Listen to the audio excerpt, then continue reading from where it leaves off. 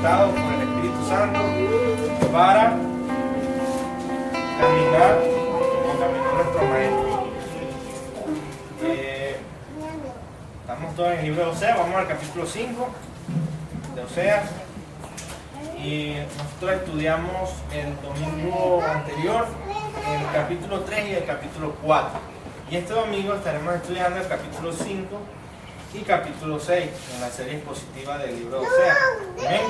Entonces vamos a estar pidiendo al Señor que sea Él el que nos guíe, nos ilumine con su Espíritu Santo y nos lleve a toda verdad, como comentaba nuestro hermano Daniel. Padre, venimos delante de ti en esta hora, Señor, reconociendo que somos vasos de barro delante de un Dios santo y todopoderoso, Señor, reconociendo que tenemos limitaciones, que tenemos muchas debilidades también, Señor, pero confiando en un Dios fuerte y poderoso, Señor. Padre, necesitamos que tu Espíritu Santo nos ilumine para poder ver tu palabra, Señor, tu preciosa palabra, Señor, como compartió nuestro hermano Daniel, que es purificada 7 veces, Señor. Tu palabra perfecta, Señor. Ayúdanos, Señor, a nosotros seres mortales, Señor, pecadores, a caminar en tus enseñanzas, Señor, en tus preceptos y en tu ley, a meditar en ella de día y de noche, Señor. A ser como árbol, Señor, plantado junto a corrientes de agua, Señor, que dé su fruto a su tiempo, Señor, y que nuestra hoja nunca caiga, Señor. Gracias porque tú nos capacitas, Señor, y porque tú permites, Señor, que hoy podamos tener este don tan precioso como es el don de la fe, poder creer, Señor, y poder creer tu palabra, Señor. Hay muchos que no pueden ver los tesoros que están aquí, Señor, las perlas preciosas, Señor.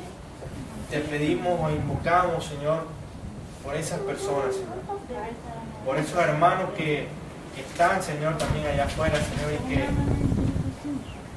todavía, Señor, tú no te las has revelado, Señor, para que tú obres en ellos, Señor.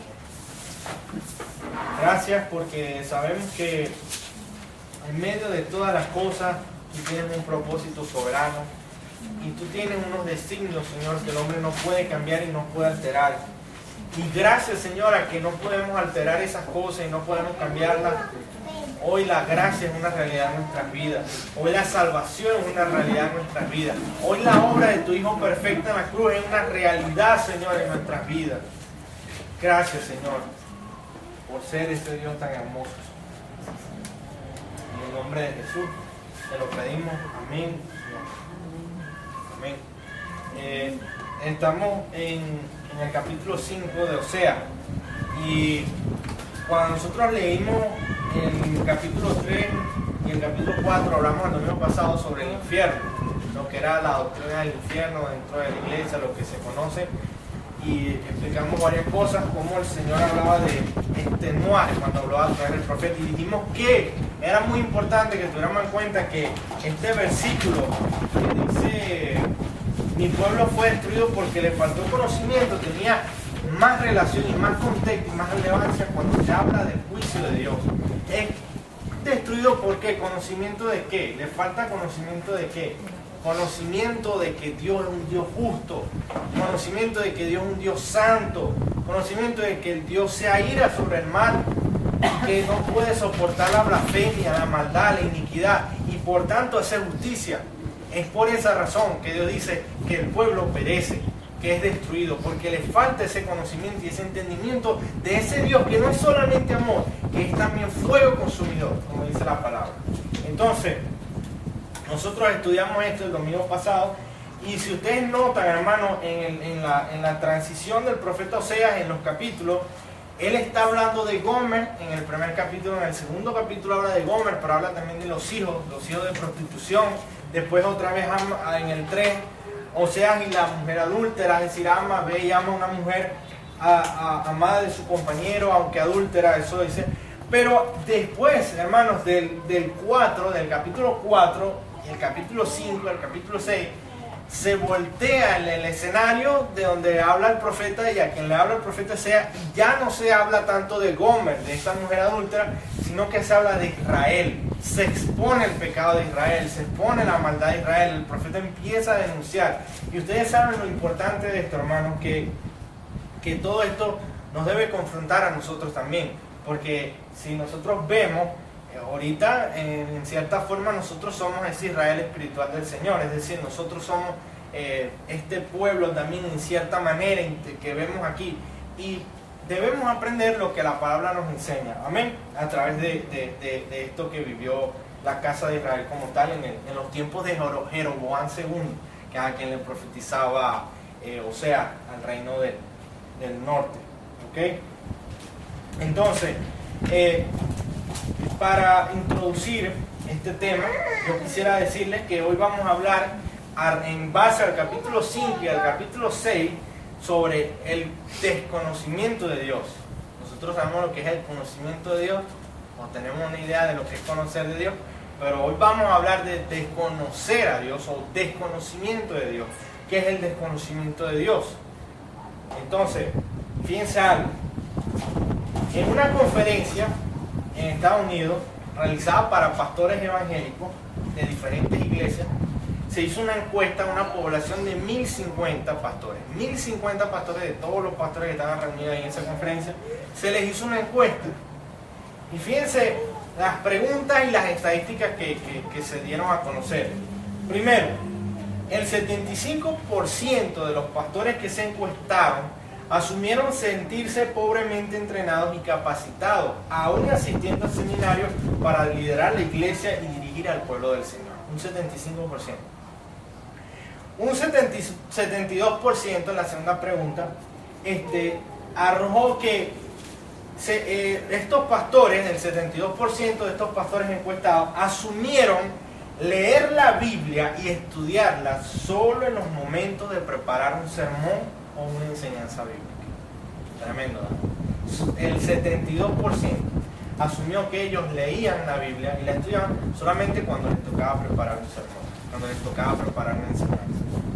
Y esto es importante, que la mayoría de estos pastores que se encuestaron pertenecían a iglesias evangélicas reformadas. Imagínense. Siendo que son más hacia la palabra, más hacia la búsqueda de la ortodoxia.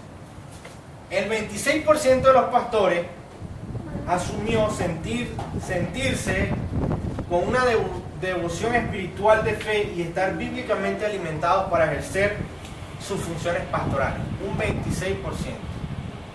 Y de un grupo de pastores que se encuestó, se hizo un análisis de la asistencia de los miembros a los servicios de estudio bíblico, y esto indicó que solamente el 25% de los miembros de su iglesia asistían a un estudio bíblico por lo menos 2 veces al mes, un 25%. Ahora, la pregunta sería, si estas estadísticas son entre pastores, ¿qué ocurre con las ovejas? ¿Qué ocurre con la grey? ¿Qué ocurre con los miembros? Si son entre pastores que por un lado son más ortodoxos en el sentido de ser reformados, ¿qué ocurre con los otros pastores que no tienen una doctrina establecida o definida? Por lo menos en el caso de la denominación. ¿Qué ocurre cuando los pastores estudian y leen la Biblia solo cuando les toca preparar un sermón, cuando les toca preparar una enseñanza, y no tienen un devocional de vida a diario? Y esto me pareció, bueno, de parte del Señor, lo que habló nuestro hermano Daniel, la importancia de la escritura, la infalibilidad y la inerrancia. Porque él lo comentó al principio, es un tesoro precioso que tenemos todos nosotros. Y deberíamos ir a la Escritura, donde están esas perlas, y buscar allí, y ver cómo el Señor nos ilumina a través de su Espíritu Santo. Pero es una realidad, hermanos, que no se puede negar. Cómo afecta a las iglesias, cómo afecta a las congregaciones, el hecho de que en el mismo liderazgo hay una debilidad en el estudio de la palabra, en escudriñar las Escrituras, en tener un deseo, un anhelo por profundizar en ellas. Si eso es así, imagínense cómo va a estar la grey, el pueblo de Dios. Entonces, lo primero que nosotros podemos ver, hermanos, aquí, en Oseas 5, vamos a leer, en Oseas 5, fíjense lo que dice. Voy a leer.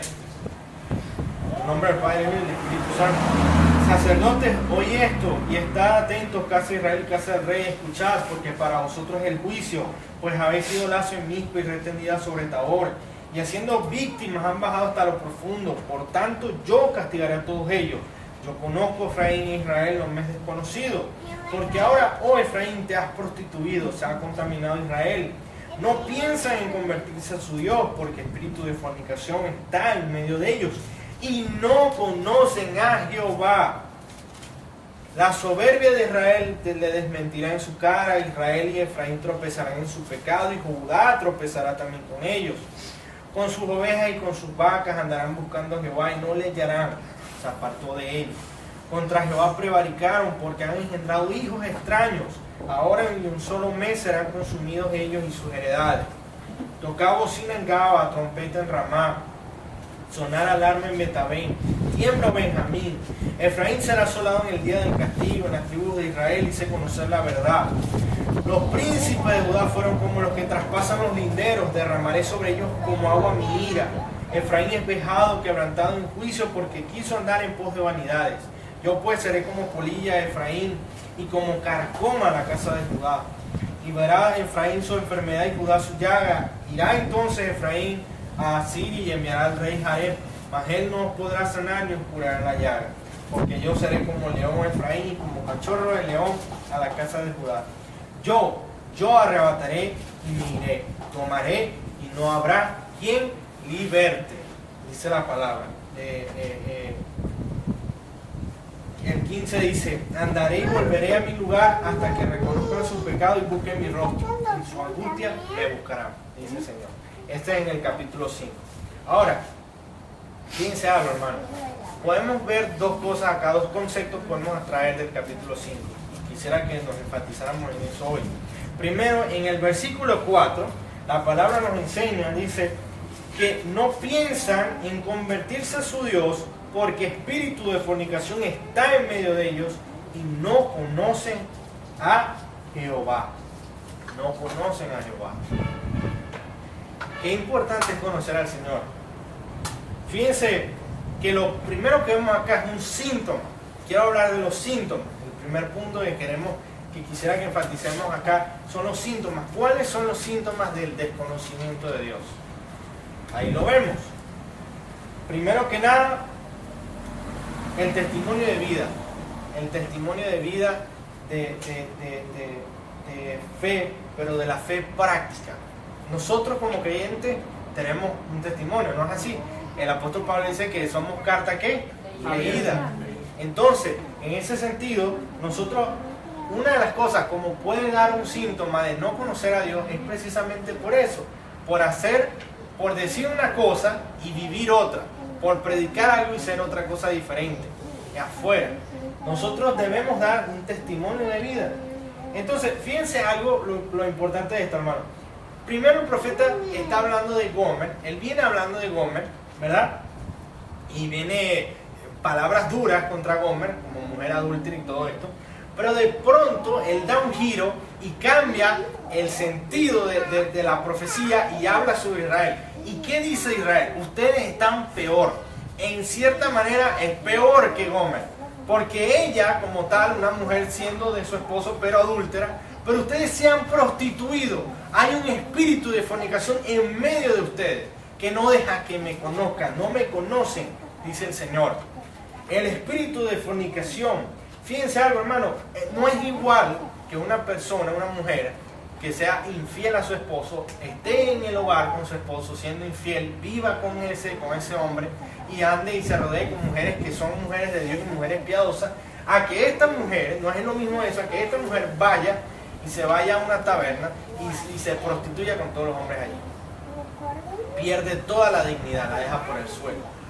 Eso es la diferencia que está haciendo el profeta entre Gomer y la casa de Israel. Él está exponiendo el caso de Gomer, como esta mujer que ha sido mujer adúltera, que se ha desviado, que ha dejado a su esposo, le ha hecho infiel, pero está exponiendo el caso de la casa de Israel como algo todavía peor, algo más catastrófico. O sea, se han prostituido. Hay un espíritu de fornicación en medio de ellos.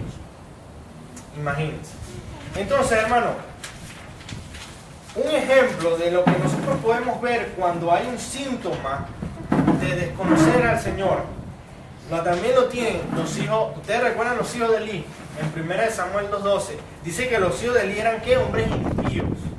Eran tremendos los hijos de Elí. O sea, candela, ¿no? O sea, si ustedes leen ahí, pueden ver todas las abominaciones que ellos hacían dentro del santuario, dentro del templo. ¿Y qué dice 1 Samuel 2:12? Dice, los hijos de Elí eran hombres impíos y no tenían conocimiento de Jehová. Un desconocimiento del Señor. Nosotros pudiésemos preguntar, ¿cómo puedo saber si le conozco? ¿Cómo sabemos si conocemos al Señor?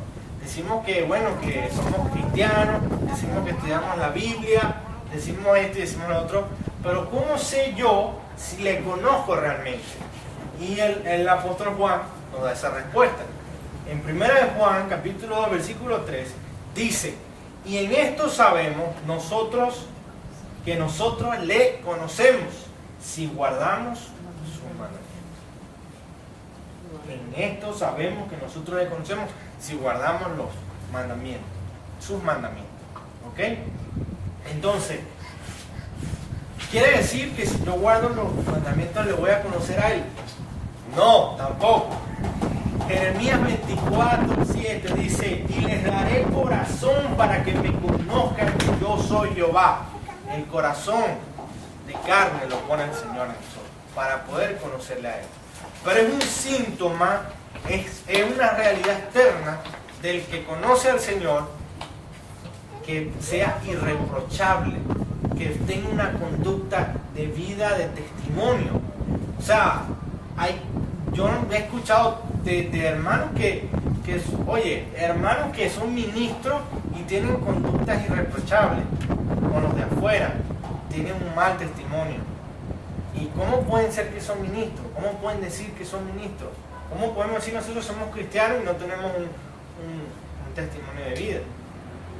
Entonces, es importante, hermanos, que tengamos en cuenta que aquí el profeta le habla a la casa de Israel, le dice, el estado de ustedes es peor, porque hay un espíritu de fornicación en medio de ustedes, que cuando dice no piensan en convertirse a su Dios, hay una traducción que lo desglosa así, no tienen la capacidad de conocerle a Él, no piensan en convertirse, no tienen la capacidad de conocerle a Él, no tienen ¿por qué? Porque hay un espíritu de fornicación en medio de ellos, no conocen a Dios. Entonces, ese es uno de los síntomas.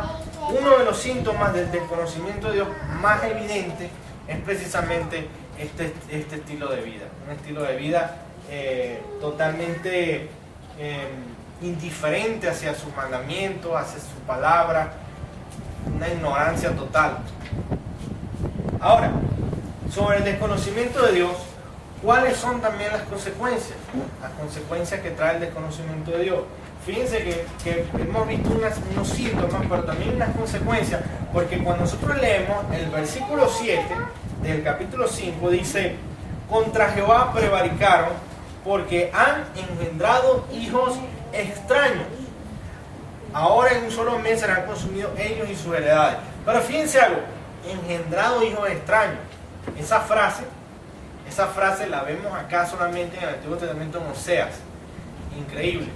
Que es una de las frases que se alude sobre todo acá, que no la vemos tanto en los demás libros. Pero ¿qué estaba diciendo el profeta Oseas? El profeta Oseas está mostrando la condición de ellos espiritual, obviamente, de su adulterio. Y no solamente ellos estaban viviendo en esa actitud, en esa indiferencia ante la palabra de Dios, sino que en su amistad con el mundo, con el paganismo, en su relación, los hijos se criaron y crecieron y se formaron en ese ambiente. De esa manera, los mismos hijos, ellos estaban inculcando, instruyendo a esos niños también a ser extraños a Dios. Han engendrado hijos extraños. Fíjense algo. Jehová se apartó de ellos y no lo hallarán. Eso también lo dice en el 5. No solo será como polilla y carcoma, juicio determinante que Dios hacía sobre la generación en la que vivía y las futuras generaciones. Porque era obvio, hermano. Si no se instruye al niño en sus caminos, ¿qué dice la palabra? Instruye al niño en sus caminos, y cuando fuere viejo, ¿qué? Nos apartará. Nosotros estamos llamados a instruir a nuestros hijos, a instruir a nuestros niños en la palabra del Señor. Amén. Nosotros estamos llamados a tener eso. ¿Y qué dice la palabra? En Oseas 5:10 se registra: los príncipes de Judá fueron como los que traspasan los linderos.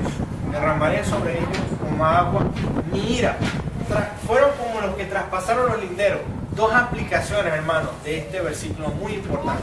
La primera es esa constante actitud de estafa, de robo, de mover los linderos de las partes de los terrenos y las parcelas. Bueno, eso se permite también, pero en aquel entonces había una actitud contraria hacia el prójimo, incluso de robarle en los terrenos y todas estas cosas, y por esa razón había un juicio de parte del Señor, y el profeta también les hablaba a no tener esta actitud. Esa es una posible aplicación del texto. Otra posible aplicación del texto, que creo yo que va más acorde con lo que el profeta está hablando, es que los linderos como tal eran linderos espirituales. ¿En qué sentido? En el sentido de que ellos estaban jugando con los límites y los bordes de la ley del Señor, y estaban cambiando hasta donde podían llegar y podían hacer cosas sin que viniera el juicio. Entonces ya no era una cuestión de, bueno, el Señor me dijo que hasta aquí, no, sino no, bueno, pero podemos extendernos un poquito más allá, vámonos un poquito más allá, y se metían más allá y cambiaban los linderos y los movían. Yo no sé si algunos han tenido la oportunidad de leer algunos escritos, algunas porciones talmúdicas, pero hay unas frases, no recuerdo en qué páginas están, en donde habían sacerdotes que incluso permitían actos como pedofilia y todas estas cosas, porque no estaban establecidos directamente sin la palabra. Entonces de alguna manera se podía evadir y se podía llegar a hacer ciertas cosas sin tener el juicio de Dios encima, porque entonces volvemos al punto, jugamos con la ley de Dios. Yo digo, bueno, el Señor me dice que no robe, pero quizás puedo tomar prestado y hacerme el loco, pues, y no entregar, y eso no es necesariamente robar y ese tipo de cosas. Entonces estaban jugando con la ley de Jehová, estaban extralimitándose, estaban moviendo los linderos que el Señor había establecido. No, hasta aquí llegará, y ellos juegan con eso. Dice, por tanto derramaré como agua mi ira sobre ellos. Nosotros no podemos permitir, hermanos, que no haya nada, no hay un soporte para nuestra regla de vida en cuanto a la ley del Señor que no sea fuera de la palabra, que no esté fuera de aquí. Tenemos las escrituras y el Señor nos las ha dado, y esto es el soporte, el piso donde nosotros debemos pararnos y no movernos más allá de acá. Debemos mantenernos aquí. Entonces, el pueblo tiene una actitud no solamente de ser extraños al Señor, sino de también dejar que sus hijos, que todos los niños que se estaban formando, aprendieran de las costumbres paganas, se fueran inculcados en los rituales, inculcados en todas estas cosas. Y una cosa que también da tristeza cuando uno ve esos niños que los visten los santeros, con las cuestiones esas de santería. Eso da lástima. Un niñito, cónchale, qué edad puede tener, qué conocimiento y bueno, ellos los instruyen ahí entonces nosotros, con más razón, hermanos, debemos inculcar la palabra del Señor en nuestros hijos, en las personas que tenemos cerca, que están creciendo, el sobrino pequeño, el hijo, el nieto, como sea. Pero debemos crear esa mentalidad, crear esa conciencia y enseñar la palabra. Entonces, Dice acá que engendraron hijos extraños. La pregunta sería, hermano, si acaso nosotros tendríamos unos límites y linderos que pudiésemos traspasar y mover, como si fuera un juego. ¿Acaso que se nos ha permitido mover los linderos? Si acaso nos podemos alejar un poco más allá.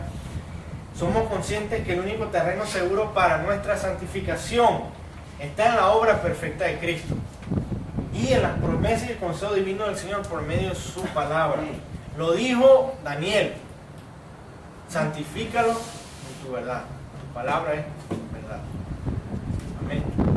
Y esa debe ser nuestra postura.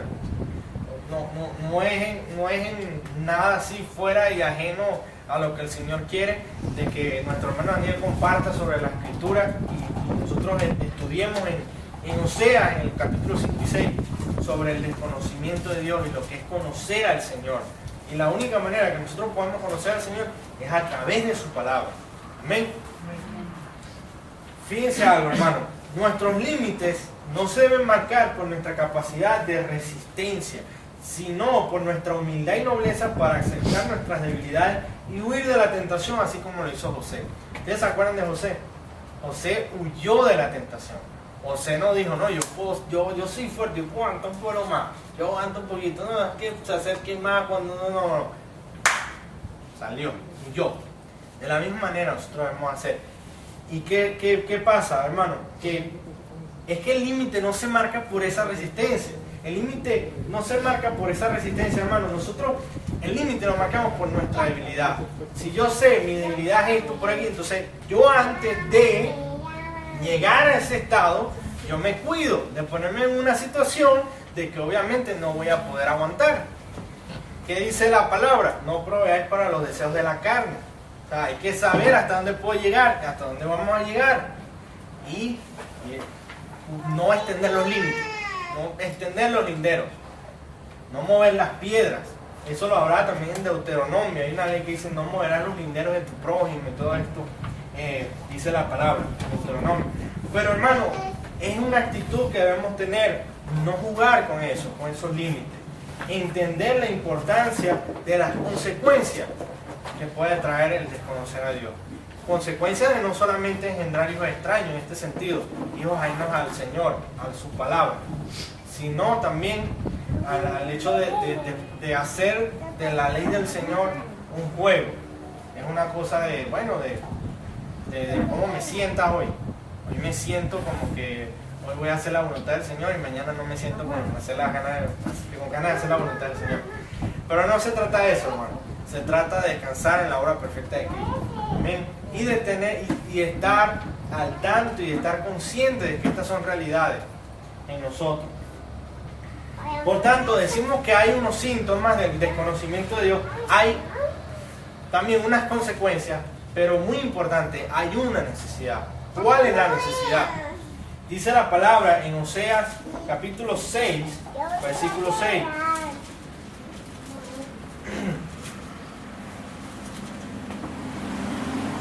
Porque misericordia quiero y no sacrificio, y conocimiento de Dios más que holocausto.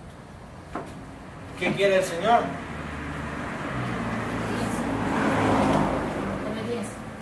Conocimiento de Dios, misericordia.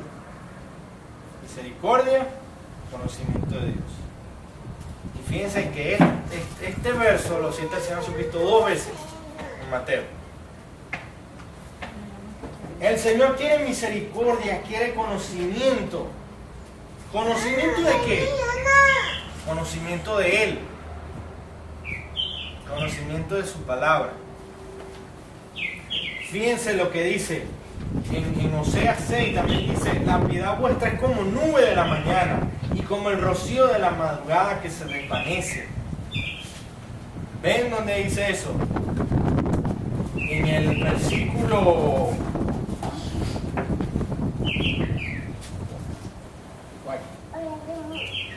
4, correcto. En el versículo 4 dice que la piedad vuestra es como nube de la mañana y como el rocío de la madrugada que se desvanece. Esa es la piedad de la casa de Israel. Esa es la piedad de muchos. Fíjense, hermanos, dice la palabra que aquellos que no se han arrepentido, dice que la ira de Dios está sobre ellos. Tremendo, ¿no? Es un pasaje fuerte. Pero, ¿qué pasa, hermano?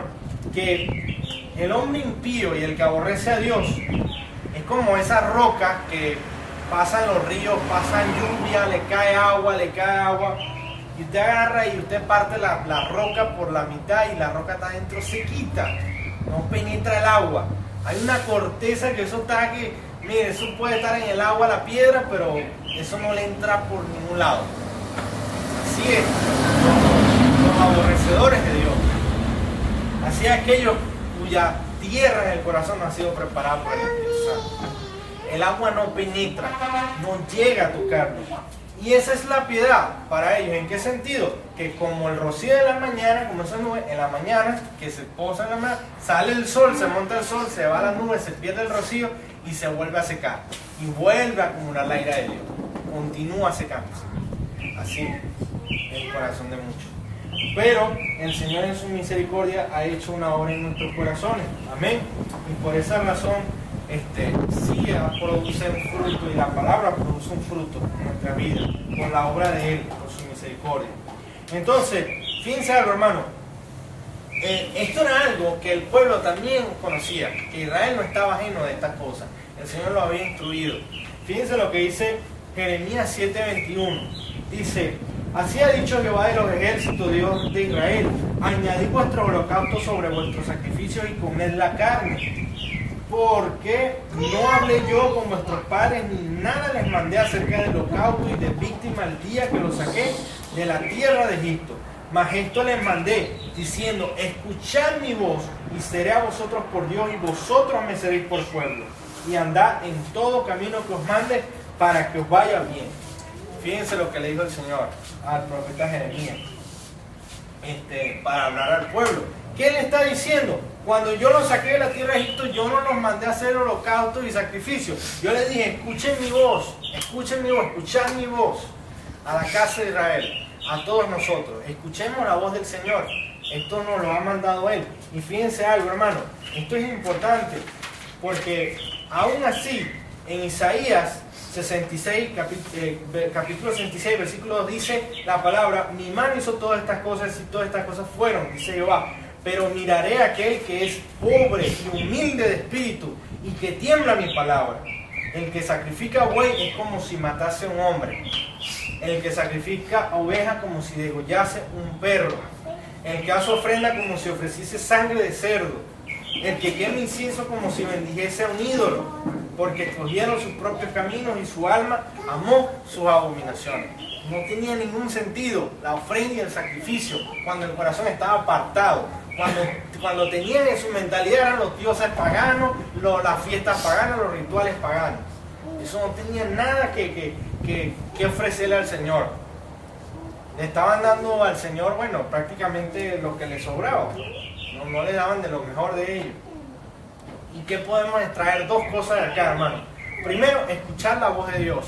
Y segundo, temblar ante su palabra. Dice: escuchad mi voz, pueblo. Y fíjese lo que dice Isaías: miraré al que tiembla ante mi palabra. Que tiembla mi palabra. Entonces, ¿cuál debe ser la actitud nuestra, hermano? Escuchar la voz del Señor. Que no que la vamos a escuchar de manera así, sino aquí, lo vamos a ver aquí en su palabra. Aquí el Señor nos habla. Esta es la voz del Dios Santo, la Escritura. Y temblar ante ella, es decir, tener reverencia, tener un sentido de seriedad, de sobriedad cuando estudiamos las Escrituras. Amén.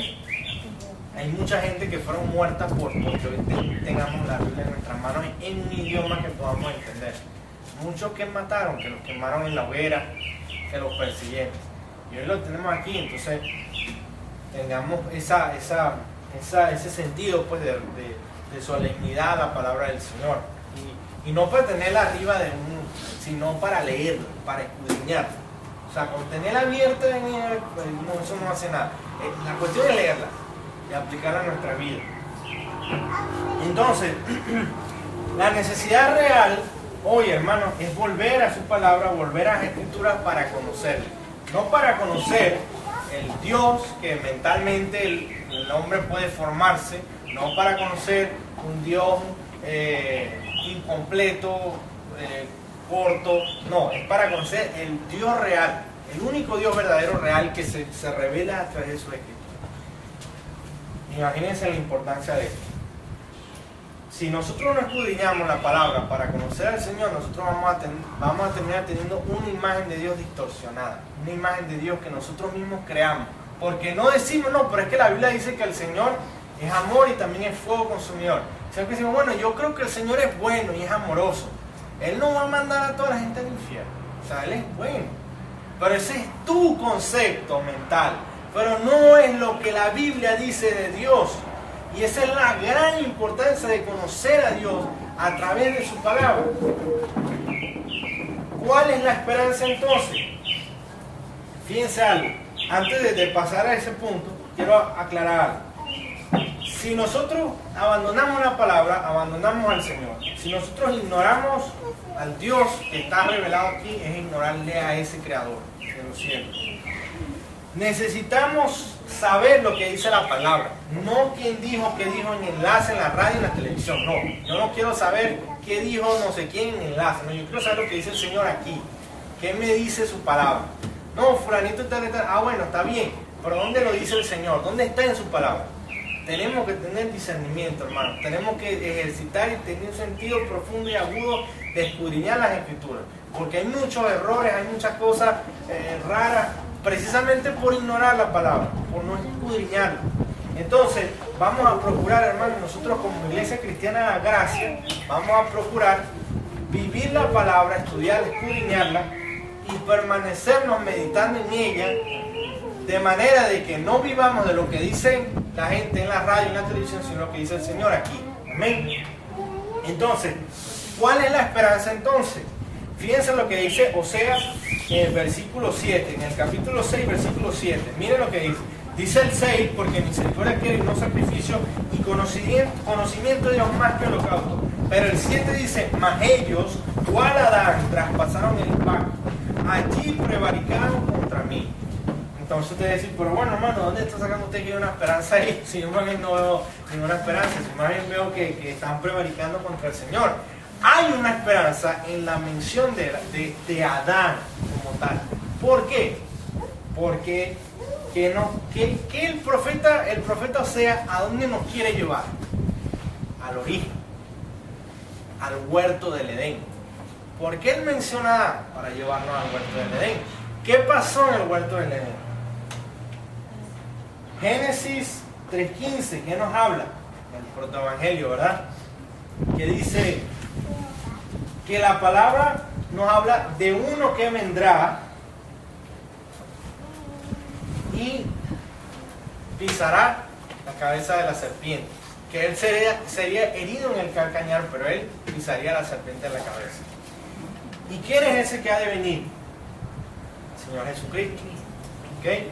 Él es el que ha de venir. Oseas nos lleva a Génesis, nos lleva al huerto del Edén. ¿Qué ocurrió en el huerto del Edén? Fíjense lo que dice, vámonos a Génesis 2:15, hermano. Fíjense lo que dice en Génesis 2:15. Tomó pues Jehová Dios al hombre y lo puso en el huerto del Edén para que lo labrara y lo guardase. Aquí hay 4 cosas importantísimas que hace el Señor con Adán, con el hombre, en este caso. Primero, tomó. El término en hebreo, que es kal, tiene en el significado más original, por así decirlo, separar, tomar de, sacar, o sea, tomar posesión de, sacar de en medio para algo. ¿A qué les suena a ustedes eso? Seleccionar, escoger. Tomar de, sacar de, apartado de, ¿a qué les suena? Santificación, ¿verdad? Santidad. Después dice, tomó, ¿verdad? Pues Jehová al hombre y lo puso. Y el término ahí es Yanash, en el hebreo. Yanash es permitir quedarse, reposar. ¿Reposar dónde? En el huerto de Edén. Y el huerto de Edén es un símbolo de qué, hermano? De la presencia de Dios, de estar ahí mismo con el Señor. Y Dios aparta al hombre, lo pone en el huerto, es decir, lo permite reposar, descansar en él, en la misma presencia de Dios. Recordemos que cuando ellos caen en transgresión, una de las cosas que hace el Señor es que lo exilian del huerto de Edén. Adán lo sacan fuera del huerto de Edén, lo echan fuera del huerto, y eso es lo que nosotros podemos ver ahí como una separación del hombre con Dios, de esa relación. Ya no podía. Pero acá, en el Génesis 2.15, nosotros podemos ver que el Señor toma al hombre, lo aparta para permitir quedarse o reposar en su presencia en el huerto del Edén. Luego dice, en el huerto del Edén, para que lo labrara, y el término labrar es servir como súbdito, servir a Dios, servir con propósitos sacerdotales, arar, cultivar. Esos son los orígenes del término ese, para que lo labrar. Y luego dice, lo guardase. Chamar es el término guardar en hebreo. Y el término labrar es abad. El término chamar en hebreo, para guardar, dice cercar con espinos, proteger, atesorar, celebrar, conservar. Entonces el Señor toma al hombre, lo separa para permitir reposar en su presencia en el huerto del Edén, le da el privilegio de ser un súbdito, de ser un servidor, incluso hasta pudiésemos decir con propósitos sacerdotales, y más que todo por la alusión que hace el autor de los Hebreos entre Cristo como sacerdote. Llama mucho la atención a él. Y luego le permite servir con propósitos sacerdotales y finalmente celebrar esa relación y comunión con él, atesorar, conservar. Entonces, hermano, ¿qué ocurre cuando Adán cae en transgresión? Fíjense algo.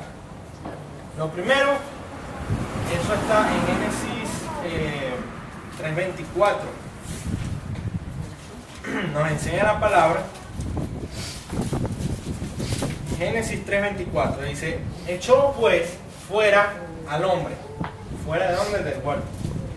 ¿A dónde? Al oriente del huerto. Oriente del huerto. Al oriente del huerto. Es importante el oriente porque eso nos habla mucho también. Y luego dice: y puso al oriente del huerto de Edén querubines y una espada encendida que se revolvía por todos lados para guardar el camino del árbol de la vida. ¿Ok?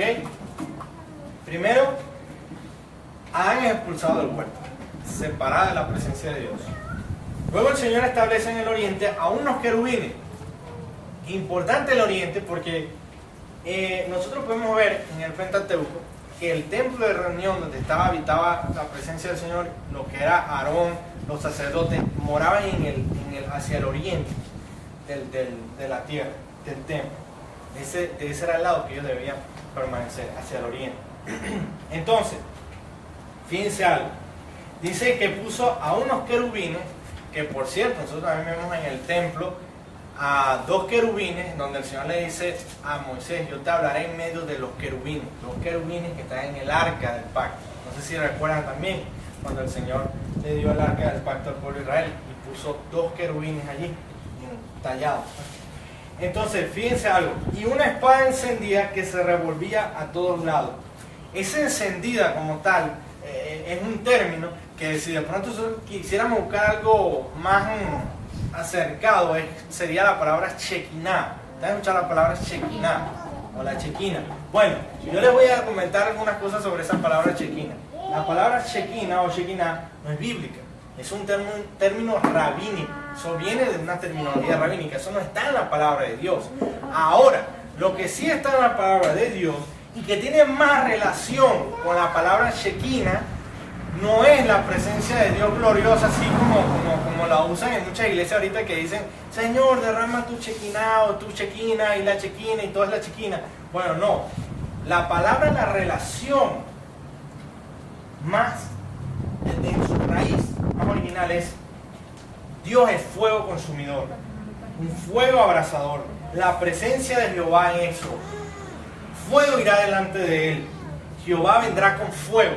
O sea, las relaciones tienen que ver más con el fuego y la purificación, la santidad de Dios purificando, pero no así sino de fundir, de eliminar los elementos, de consagrar las cosas. Y la gente dice, Señor, tu chequina, y no entienden el término. Es el mismo fuego abrasador de Dios, esa misma presencia del Señor. Por eso es importante estudiar los términos y estudiar la palabra y la escritura. No que eso esté mal, pero es importante conocer las raíces y entender lo que nosotros estamos diciendo, lo que estamos hablando. Señor, ven fuego consumidor y consúmeme. No. La chequina, esta espada encendida que se revolvía. No, tú sabes, o ustedes saben qué tenía que pasar para que Adán pudiera volver a estar en el Edén. Tenía que atravesar a través de los querubines y tenía que pasar a través de la espada. No podía entrar y no podía pasar al huerto del Edén, a la presencia del Señor, sin que no entregara la vida. Tenía que morir. El que pasara a través de eso, la espada encendida, y a través de los querubines moría en el acto. No había ninguna manera. Entonces, ¿qué pasa? Dice, bueno, nos enseña la palabra que fue echado. Adán no tiene más acceso y no se le permite traspasar a través de los querubines. Ustedes han leído el Salmo 24, el de las puertas eternas, alzad vuestras cabezas, oh puertas eternas. Bueno, hay alguien que traspasó esas puertas, que entró. Y ustedes saben qué pasó con esa espada que se revolvía, cayó sobre él. La espada cayó y él murió en la cruz del Calvario. La ira de Dios se derramó sobre su vida. Y él sí entregó la vida, pero él pudo traspasar esas puertas eternas. Y por esa razón, hermano, es que nosotros vemos en el Salmo 40 que el Señor dice que Hebreos habla de que el que está hablando aquí en el Salmo 40 es el mismo Jesús. Y que dice Jesús, sacrificio y ofrenda no te agrada, has abierto mis oídos. Holocausto y expiación no has demandado. No, Señor, esos holocaustos, esos sacrificios, eso no puede borrar pecado, eso no puede erradicarnos, no puede limpiarnos verdaderamente. Pero, he aquí, el Señor Jesús, vengo, en el rollo del libro está escrito de mí, el hacer tu voluntad, Dios mío, me ha agradado. Amén. Y tu ley está en medio de mi corazón. Eso lo dice el autor de los Hebreos en el capítulo 10, versículo 4, dice, el que habla ahí es el Señor Jesucristo, con el Padre. Y Él voluntariamente se da para traspasar esas puertas. Y la espada cae sobre Él. Fíjense, hermano, que el verdadero Adán, que iba a tener este privilegio, este placer, por así decirlo, de ser sacerdote eterno entre los hombres y entre Dios, iba a ser el Señor Jesucristo. No era Adán, era Cristo, el verdadero sacerdote. Y Primera de Corintios nos habla de eso, porque dice que en Cristo todos seremos vivificados. La muerte entró por Adán, pero en Cristo la vida. Amén. Entonces veamos, hermanos, cómo el verdadero Adán, en este caso el Señor Jesucristo, era el que iba verdaderamente a dar su vida voluntariamente, entregarla. No fue que fue un fracaso, como por ahí andan diciendo que no, que el Señor murió en la cruz, eso fue un fracaso. No, fue una victoria. Una victoria. Y el Señor Jesucristo dio voluntariamente su vida. Y importante, porque fíjense que lo que hace el Señor es que toma al hombre, lo echa fuera del huerto del Edén y no permite que ni siquiera tenga acceso al árbol de la vida eterna. Ustedes recuerdan que está el árbol del bien y del mal, de la ciencia del bien y del mal y de la vida eterna. Y dice, bueno, vamos a tomar al hombre y vamos a sacarlo, no sea que también alcance el árbol de la vida eterna y viva para siempre. Pero el término allí, hermano, no es un término irónico como tal. Dice en el 22, dice, he aquí, de Génesis 3:22 dice, y dijo Jehová Dios, he aquí el hombre es como uno de nosotros, sabiendo el bien y el mal. Ahora pues, que no alargue su mano y tome también del árbol de la vida y come y viva para siempre. Esto no es irónico, no es que el Señor está diciendo aquí, bueno, ya tomo de la bueno, vamos a quitarnos ese que no, el Señor lo que está diciendo es, el hombre ya ha transgredido, ha muerto espiritualmente, vamos a tener misericordia de él, vamos a quitarle de en medio del árbol de la vida eterna, porque si comía de ese árbol iba a vivir muerto espiritualmente para siempre. Imagínense. Eso es lo que el Señor hace. Entonces es una gracia que Dios tiene para con nosotros. El Señor está guardándonos, nos está cuidando de todavía perecer ya completamente, totalmente. Amén. Fíjense el amor del Señor. Fíjense su gracia. Entonces, ¿cuál es nuestra esperanza de fe en Cristo Jesús? El verdadero Adán. ¿Cuál Adán ellos traspasaron el pacto, prevaricaron contra el Señor? Claro, Adán falló en las cosas, en las instrucciones que el Señor dio. Pero había uno que había de venir y que iba a cumplir perfectamente con la ley del Señor. Y que no solamente eso, iba a dar su vida voluntariamente, iba a traspasar las puertas eternas y la espada iba a caer sobre él. Y ese es nuestro Señor Jesucristo, que nos amó y se entregó. Entonces, hermanos, ¿qué podemos concluir? Unas simples conclusiones, tres importantes conclusiones y aplicaciones. Primero que nada, hermanos, los síntomas en la vida de nuestra vida y la vida de otras personas que amamos y queremos debe llevarnos a postrarnos adelante del Señor y clamar e interceder por ellos, hermanos. Intercedamos por aquellos que tienen estos síntomas de no conocer a Dios. Y nosotros mismos tengamos una actitud de entrega, de sacrificio por escudriñar la palabra, para escudriñar. Recuerden las estadísticas que hablamos al principio. Un creyente necesita reposar sobre, claro, primero la gracia de Dios y la obra perfecta de Cristo, pero en cuatro cosas importantes. ¿Se acuerdan? El pastor Naum lo comentaba. Primero, la oración. Segundo, el estudio de la palabra. Y no es así pues jerárquico, es en horizontal. Las cuatro son necesarias. La oración, la palabra, el congregarse y evangelizar, compartir la fe con los demás. Amén. Entonces tengamos en cuenta esas estadísticas.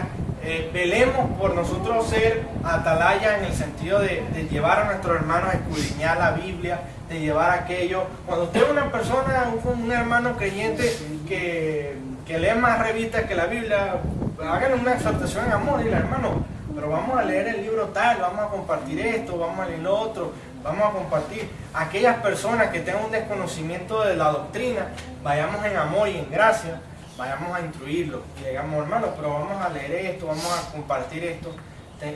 Tengamos ese corazón para darle esa preeminencia a lo que es la voz del Dios Santo a través de las Escrituras. Tengamos en cuenta también, hermano, las consecuencias que incluso nosotros tenemos que afrontar sus consecuencias. ¿En qué sentido? El que no instruye a sus hijos en el camino del Señor, cónchale, es importante. Hay que instruir a nuestros hijos en el camino del Señor. Amén. Siempre llevando eso. Los hijos a los padres en las universidades, en todo momento, compartir la fe, compartir el testimonio. ¿Ok? Y tercero, hermano, la necesidad es real, hoy, más que nunca, conocer al Señor a través de su palabra. Tenemos que vivir una vida en ese sentido, instruyéndonos a los pies del Señor Jesucristo. Así como ustedes se acuerdan de Marta y María, que bueno, que dejó el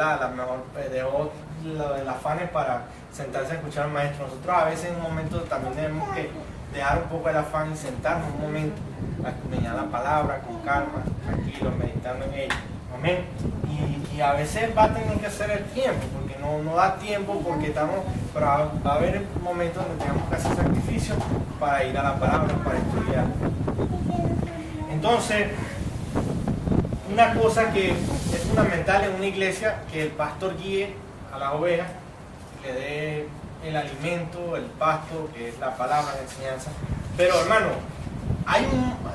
el pastor solamente puede llegar hasta un punto. Hay un punto de ahí para allá que después ya es de parte de las ovejas, de escuchar la voz del gran pastor de las ovejas, porque uno puede ser un servidor de Dios puesto aquí por la voluntad del Señor para guiar, pero las ovejas escuchan la voz del gran pastor y se guían es por la voz del gran pastor que es el Señor Jesucristo, ¿ok? Y una de las cosas, como Dios va a hablarle a sus ovejas a través de su palabra, entonces hay un punto donde el pastor llega, un punto, y de ahí para allá, hermano, ovejas del Señor, con el Señor Jesucristo adelante, sin miedo, profundizando en las Escrituras, estudiándolas y meditando en ellas. No se puede crecer más, considero yo, como oveja, si no hay una diligencia y una disposición de parte de nosotros en nuestros hogares para apartar tiempo para escudriñar la palabra y orar y buscar al Señor. Amén. Ya voy a terminar.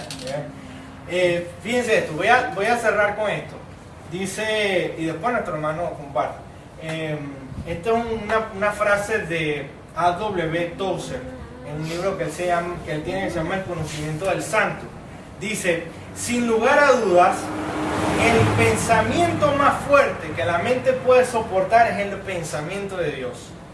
Y la palabra más pesada en cualquier lenguaje es su palabra para Dios. Entonces, el pensamiento más fuerte que la mente puede soportar, hermano, es el pensamiento de Dios. Pensar en Él, meditar en Él. Eso es lo más fuerte que la mente puede soportar, y de ahí se agarra. Esa es nuestra esperanza, en el meditar en su ley de día y de noche. Y la palabra más pesada en cualquier lenguaje es su palabra para Dios. Es toda aquella palabra que nosotros le damos la preeminencia a Dios. Es para exaltar y glorificar a Dios y alabarle y conocerle a Él. Entonces, tengamos eso importante, hermano. Sigamos creciendo y conociendo al Señor en nuestra vida. Amén. ¿Te iba a compartir, hermano? Sí, con respecto a lo del árbol de la vida, que fíjense, alusión a eso, lo que dice el ángel a la iglesia de Efeso, ¿no? Entonces dice, recuerda por tanto de donde has caído y arrepiéntete y haz las primeras obras, pues si no, vendré pronto a ti y quitaré tu candelero de su lugar, si no te hubieres arrepentido. Pero tienes esto, que aborrece las obras de los nicolaitas, y ¿no? las cuales yo también aborrezco. El que tiene oído, oiga al espíritu de las iglesias. Al que venciere le daré a comer del árbol de la vida, el cual está en medio del paraíso de Dios.